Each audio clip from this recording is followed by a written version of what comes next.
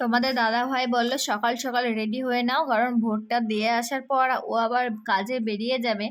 যেহেতু ভোটেরই ও গাড়ি চালাচ্ছে এখন, তো সেই জন্য সকালবেলা এই যে আমি কাজটা সেরে এদিকে চা বিস্কুট মুড়ি আর ডিম সেদ্ধ আর এদিকে ছেলের খাবারটা করে নিয়েছিলাম।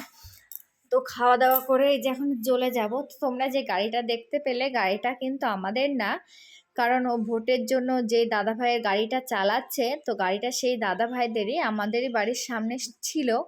কারণ আমাদের মোটর সাইকেলটা রয়েছে ওই দাদা ভাইয়ের বাড়ি, তো সেই জন্য গাড়িতে করেই যেতে হলো। না হলে আবার গাড়িটা রেখে মোটর সাইকেল আনা, আবার ও যখন যাবে আবার মোটর সাইকেলটা রেখে গাড়িটা আনা একটু অসুবিধা হয়ে যাচ্ছিল।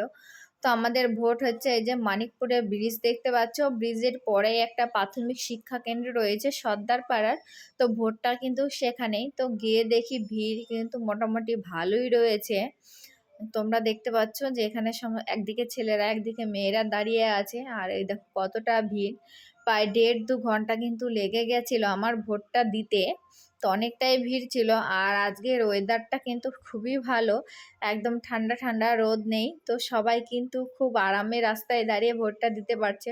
কারণ রোদ থাকলে হয়তো অনেকেরই অসুস্থ, সবাই আমরা প্রায় অসুস্থই হয়ে যেতাম। কারণ আজকে বেশ ভালো দিন। তো তারপরে ভোটটা দেওয়ার পরে এই যে আমরা আবার চলে যাচ্ছি। তো ভোট দিয়ে এখন আমরা বাড়িতে চলে এসেছি।